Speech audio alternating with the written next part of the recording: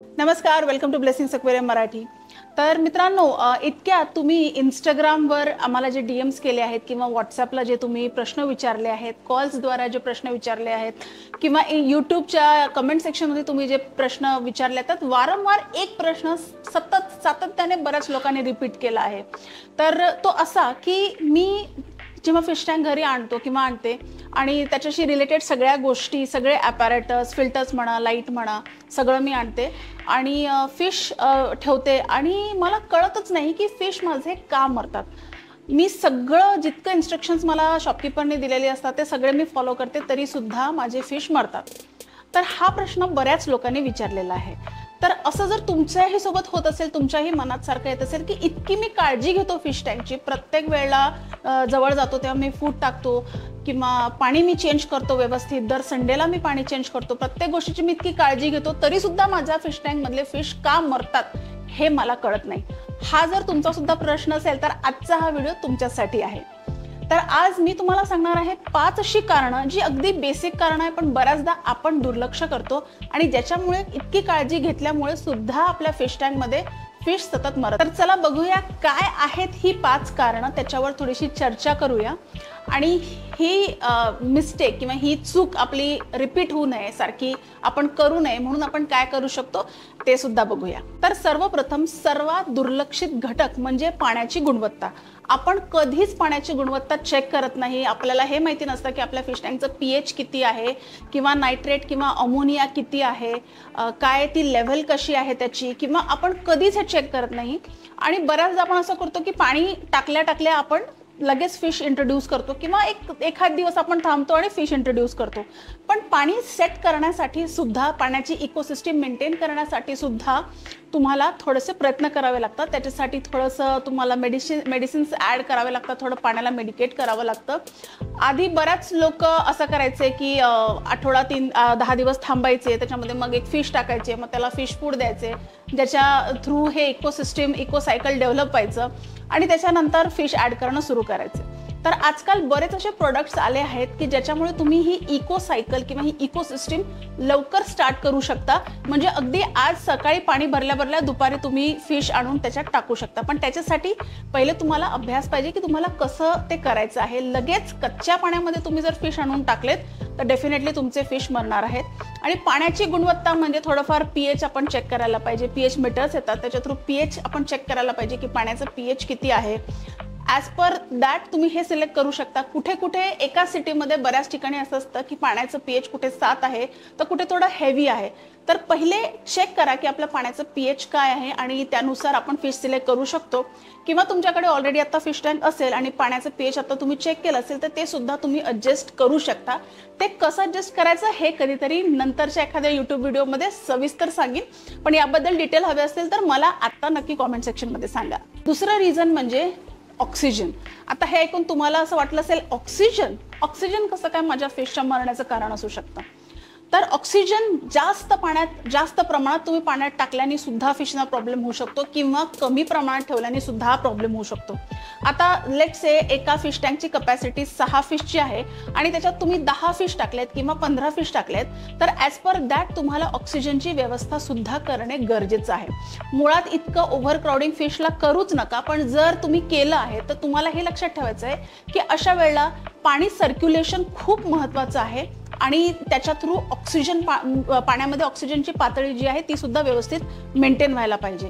तसंच तुम्ही जर खूप जास्त प्रमाणात ऑक्सिजन दिलं ते सुद्धा फिशसाठी चांगलं नसतं। अशा वेळेला सुद्धा फिश मरू शकतात। तर योग्य ऑक्सिजनची पातळी ही खूप महत्त्वाची बाब आहे, हा खूप महत्त्वाचा मुद्दा आहे। तर हे तुम्ही नक्की लक्षात ठेवा। तिसरा महत्त्वाचा मुद्दा म्हणजे रोग आणि संसर्ग। आपल्या फिश टँकमध्ये बॅक्टेरियल इन्फेक्शन, फंगल इन्फेक्शन्स असे इन्फेक्शन्स होऊ शकतात, तर ते वेळीच आपल्या लक्षात यायला पाहिजे आणि ॲज पर दॅट त्या फिशला त्या वेळेला कशाची गरज आहे, मेडिसिनची गरज आहे का, किंवा तुम्हाला एखाद्या थर्मोस्टेटची गरज आहे का, किंवा नक्की त्या वेळेला पाणी चेंज करायची गरज आहे का, हे समजून घेऊन मग पुढचं मेडिकेशन करणं खूप गरजेचं आहे। बऱ्याच फिश टँक्समध्ये मी असं बघितलं आहे की फिश मरणं सुरू असतं आणि बस का फिश मरतात आहे म्हणून विचार न करता 100% पाणी फिश टँकचं तुम्ही चेंज करता, हे अजिबात करू नका। प्रथम पहिले हे बघा की तुमच्या फिशला एक्झॅक्टली प्रॉब्लेम काय आहे, कुठल्या प्रकारचं इन्फेक्शन आहे. फंगल इन्फेक्शनचे सिम्पटम्स वेगळे असतात आणि बॅक्टेरियल इन्फेक्शनचे सिम्पटम्स वेगळे असतात. एक्सटर्नल इन्फेक्शनचे सिम्पटम्स वेगळे असतात, इंटरनल इन्फेक्शनचे सिम्पटम्स वेगळे असतात. तर हा सगळा विषय जो आहे हा एका यूट्यूब व्हिडिओमध्ये मांडण्यासारखा नाही आहे. ह्याला आपल्याला बरेच पार्ट्स करावे लागतील. पण नक्की मला सांगा कॉमेंट सेक्शनमध्ये तुम्हाला जर जाणून घ्यायचं असेल की फंगल इन्फेक्शन किंवा इन्फेक्शन हे जेव्हा पाण्यामध्ये किंवा फिशमध्ये होतं तर ते कसं ओळखावं आणि त्याला आपण कसं ट्रीट करू शकतो. तर ह्याच्यावर जर कॉमेंट्स आले तर नक्कीच मला आवडेल हा विषय तुमच्याबरोबर बोलायला. पण आत्ता आपण जे बोलतो आहे तर त्यात तिसरा हा मुद्दा आहे की रोग आणि संसर्ग. आता बऱ्याचदा आपण काय करतो की थोडंसं पण फिशला काही प्रॉब्लेम असेल तर लगेच आपण फिश नेट आउट करून बाहेर काढून ठेवतो. अशा वेळेला फिश जास्त स्ट्रेसमध्ये येऊ शकतो. तर असं अजिबात कुठलाही अशी काही म्हणजे काहीही करण्याच्या आधी न विचार करता करू नका. आणि बऱ्याचदा काय होतं की इंटरनेटवर तुम्हाला सगळंच व्यवस्थित इन्फॉर्मेशन आहे हे गरजेचं नाही आहे. इंटरनेटची बरीचशी इन्फॉर्मेशन ही चुकीची सुद्धा आहे, हे तुम्ही पण अग्री कराल. आणि किंबहुना दोन टोकाची असते. म्हणजे एकाच प्रॉब्लेमचं आपल्याला सोल्युशन अगदी नॉर्थ पोल पण मिळू शकतं आणि अगदी साऊथ पोल पण मिळू शकतं. सो प्लीज एकदम कुठलंही पाऊल उचलण्याच्या आधी थोडासा विचार करा. लगेच पूर्ण पाणी वगैरे चेंज करण्याची चूक करू नका. चौथा मुद्दा, आता चौथा जो पॉइंट आहे ना हा मॅक्सिमम लोकांमध्ये मला डील करावा लागतो. शक्यतो अशा घरांमध्ये जिथे लहान मुलं आहेत हा प्रॉब्लेम सगळ्यात जास्त आहे. तो म्हणजे अति खाद्य, ज्याला आपण इंग्लिशमध्ये ओव्हर फीडिंग सुद्धा म्हणतो. आता फिशची खाण्याची काही कपॅसिटी असते. जेव्हा तुम्ही हे बघितलं असेल की ज्या वेळेला तुम्ही फिश टँकच्या जवळ जाता त्यावेळेला मासे तुमच्याकडे येतात. सो ॲज अ ओनर आपल्याला खूप छान वाटतं किंवा आपल्याला असं वाटतं की अरे ह्यांना भूक लागली असेल तर आपण काय करतो, लगेच खालचं कपाट उघडतो, फिश टँकची फिश फूडची बॉटल काढतो, छान 2-4 चमचे फूड टाकतो. हे चुकीचं आहे. हे जर तुम्ही करत असाल तर लगेच थांबवा. हे अगदी चुकीचं आहे.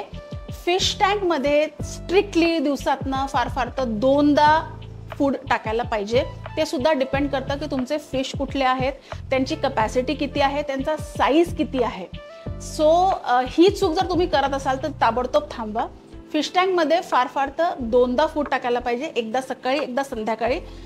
एखाद्या वेळेला तुम्ही सकाळचं विसरला असाल तर दुपारी टाकू नका, मग संध्याकाळी टाका. आणि किंबहुना एखाद्या दिवशी तुम्ही फिशला अजिबात फूड टाकू नका, ते सुद्धा चालतं. कधी फिशला तुम्ही एक दिवस रेस्ट सुद्धा द्यायला पाहिजे. आणि सिमिलर लाईन्सवर दुसरा जो मुद्दा होतो म्हणजे ह्यालाच दुसरा एक जो पॉईंट आहे तो म्हणजे अजिबातच फूड टाकत नाहीत लोक. कधी इतकं म्हणजे लक्षात नाही राहिलं माझ्या की अरे फूड टाकायचं होतं, मग पाळू नका ना मासे. तुमच्या जर हे लक्षात नाही आहे की तुमच्या घरात एक जीव आहे ज्याला तुम्हाला संगोपन करायचं आहे ज्याचं, आणि त्याला तुम्हाला फूड टाकायला वेळ नाही आहे, मग तुम्ही पाळू नका फिश टँक. आणि जर घरात ठेवणार असाल तर नक्की हे लक्षात ठेवा की दिवसातनं 2दा तुम्हाला फिश टँकमध्ये फूड टाकायचं आहे. आणि तुम्हाला खरंच जमत नसेल, तुम्हाला अगदीच वेळ नसेल, तरी तुम्हाला काळजी असेल तर ऑटोमॅटिक फीडर हा एक प्रकार असतो जो की अलार्म क्लॉक सारखा असतो, ज्याच्यात तुम्ही फूड ॲड करून ठेवू शकता आणि किती तासांनंतर ते फूड डिस्पेन्स व्हायला पाहिजे हे तुम्ही सेट करून ठेवू शकता. सो तुम्ही ऑटो फीडर सुद्धा लावू शकता.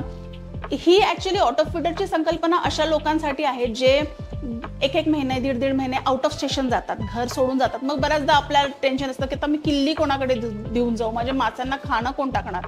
मग अशा वेळेला ऑटो फीडर्स कामी येतात. पण नेहमीच्या आयुष्यामध्ये खरंच तुम्हाला वेळ नसेल, आणि मी तर म्हणते तुम्ही वेळ प्लीज काढा. कारण फिश टँक हा एक फक्त हॉबी नाही आहे, हे एक सोल टू सोल कनेक्शन आहे. सो जेव्हाही तुम्ही थकलेले असता, स्ट्रेस असता, तुम्ही तुमच्या फॅमिलीसोबत थोडंसं फिश टँक समोर बसा, सगळे तुमचे गॅजेट्स, फोन्स, TV सगळे बंद ठेवा आणि थोडीशी त्या नेचरची मजा घ्या. आणि नक्की फूड टाकण्यासाठी वेळ काढा. पण नसेलच तर ऑटो फीडर हा एक ऑप्शन नक्की आहे. तर आता 5वा पॉईंट म्हणजे की ताण, स्ट्रेस. आता फिश टँकमध्ये स्ट्रेस कसा येऊ शकतो, तर बऱ्याचदा असं होतं की फार चुकीची लाईट लावल्या गेलेली असेल किंवा खूप जास्त मासे, कपॅसिटीपेक्षा जास्त मासे तुम्ही ॲड केलेले असतील किंवा मारणारे मासे ॲड केलेले असतील. आता बऱ्याचदा काय होतं की नॉन कम्युनिटी आणि कम्युनिटी ही 2 व्हरायटीजचे फिश आहेत. सो नॉन कम्युनिटी फिशमध्ये असे फिश असतात जे की अग्रेसिव्ह फिश असतात. आता हे अग्रेसिव्हनेस त्यांचं कॅरेक्टरिस्टिक आहे, त्यांचं कॅरेक्टर आहे. सो ते एकमेकांशी भांडणारच. पण अशा वेळेला तुम्हाला काय करायचं आहे की तुम्हाला त्यांना लपण्या राहण्यासाठी जरा जागा द्यायची आहे. जसं टेरिटोरियल फिश आपण म्हणतो. तर टेरिटोरियल फिश म्हणजे की काय, की प्रत्येक फिश आपली एक छोटी छोटी टेरिटरी मार्क करून ठेवणार. तर असे फिश जेव्हा तुम्ही फिश टँकमध्ये टाकता तर त्यांना टेरिटरी बनवण्यासाठी थोडे स्टोन्स, दगडं, नॅचरल रॉक्स, नॅचरल ड्रिफ्टवूड अशी अरेंजमेंट करा. म्हणजे मग त्यांच्यावर स्ट्रेस येणार नाही, ताण येणार नाही आणि ते व्यवस्थित टँकमध्ये राहू शकतील. नंतर आणखीन एक इश्यू म्हणजे लोक 100% वॉटर चेंज करतात. का तर आज संडे आहे आणि मी पूर्ण पाणी चेंज केलं. असं करू नका. पूर्ण पाणी चेंज केल्यामुळे फिश भयंकर स्ट्रेसमध्ये जातात. आपण जेव्हा एकदा पाणी चेंज करतो त्याच्यानंतर ते पाणी नॉर्मल सेट होण्यासाठी 3 तरी दिवस लागतात आणि त्या फिशला त्या नवीन पाण्यामध्ये सेट व्हायला 1 ते 1.5 आठवडा लागतो. आता तो सेट होत नाही आठवड्याभरात, तेवढं तुम्ही पुन्हा पाणी चेंज करता. तर ही चूक करू नका. ह्यानी सुद्धा फिश खूप जास्त स्ट्रेसमध्ये येतात. त्याच्यानंतर बरेच लोक एक्सपेरिमेंट्स करतात. म्हणजे आज काय तर यूट्यूबवर हे बघितलं हे आणून टाक, उद्या काय तर फेसबुकवर ते बघितलं ते आणून टाक, परवा काय तर गुगलवरनी हे सांगितलं हे आणून टाक. असं करू नका. जे ऑप्शन्स किंवा ह्या ज्या गोष्टी ज्या सोशल मीडियावर असतात त्या बऱ्याचदा आपल्याला समजून घ्याव्या लागतात की हे बरोबर आहे, पण काय हे माझ्या फिशवर किंवा हे माझ्या फिश टँकमध्ये हे वर्क करेल का, आणि हे जर माझ्या फिश टँकमध्ये वर्क केलं तर त्याच्यानंतर त्याचे काय रिपरकशन्स होऊ शकतील, त्याचे काय परिणाम होऊ शकतील माझ्या फिशवर, त्या परिणामांसाठी मी रेडी आहे का, माझ्याकडे लागणारं मेडिसिन आहे का, याची जर तुम्हाला अजिबात माहिती नसेल तर अशा काहीही एक्सपेरिमेंटेशन प्लीज करू नका. कारण मी बऱ्याचदा असं बघितलंय की एक सेट टँक असतो, त्याच्यामध्ये उगाच आवडला म्हणून काहीतरी दुसरा फिश आणून टाकायचा जो त्या माशांबरोबर राहत नाही, त्या प्लांट्स बरोबर राहत नाही. मग तो फिश काय करतो, या माशाच्या मागे लाग, त्या माशाच्या मागे लाग, प्लांट्सला तोड, आणि मग यांनी काय होतं पूर्ण टँक डिस्टर्ब होतो. आणि फिश तुमचे एकदा डिस्टर्ब झाले ना की त्यांना पुन्हा डिस्ट्रेस करायला आपल्याला बराच वेळ लागतो. सो सांगण्याचा मुद्दा हाच आहे की फिश टँक हे एक नुसतं खेळणं म्हणून घरात आणू नका. ही एक हॉबी आहे, हे एक सोल टू सोल कनेक्शन आहे. ते बोलू शकत नाहीत, ते समजू शकत नाहीत, किंवा आपल्या डॉग सारखं किंवा आपल्या कॅट सारखं ते भुंकून किंवा ओरडून सांगू शकत नाही की आम्हाला प्रॉब्लेम आहे. तुम्हाला समजून घ्यायचंय की त्यांना काय प्रॉब्लेम आहे, आणि त्याच्यासाठी तुम्हाला डेफिनेटली एक्सपर्ट गायडन्सची गरज लागणार आहे.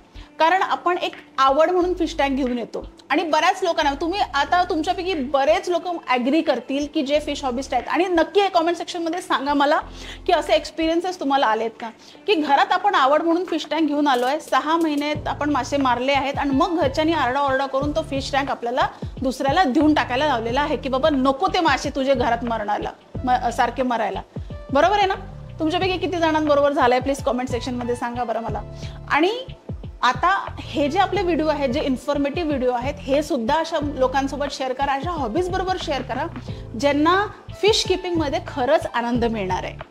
सो आज मित्रांनो आपण 5 अशी कारणे बघितली की जी अगदी बेसिक कारण होती ज्याच्याने तुमचे मासे सारखे तुमच्या फिश टँकमध्ये मरतात. त्याच्यावर काही उपाय सुद्धा मी इथे सजेस्ट केलेले आहेत.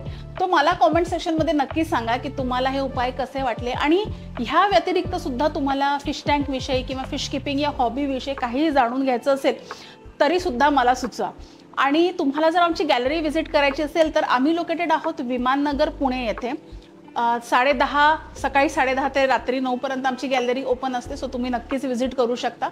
सोशल मीडियावर आम्ही सगळीकडे आमचा प्रेझेन्स आहे. ब्लेसिंग्स अक्वेरियम तुम्ही जर सर्च केलं तर इंस्टाग्राम, फेसबुक सगळीकडे तुम्हाला आमचा प्रेझेन्स दिसेलच. या व्यतिरिक्त तुम्हाला काही अगदीच विचारायचं असेल किंवा काही तुमचे क्वेरीज असतील तर तुम्ही आमच्या ऑफिशियल नंबरला सुद्धा आम्हाला गेट बॅक करू शकता. ऑफिशियल नंबर मी आणि वेबसाईट मी ते खाली दिलेली आहे. सो नक्की टचमध्ये राहा आणि काहीही क्वेरीज असतील तर डेफिनेटली विचारा. आणि हो, आपला व्हिडिओ आवडला असेल तर व्हिडिओला लाईक करा, चॅनलला सबस्क्राईब करा, आणि लगेच भेटूया आणखीन एका व्हिडिओमध्ये. तोपर्यंत happy fish keeping, take care आणि बाय.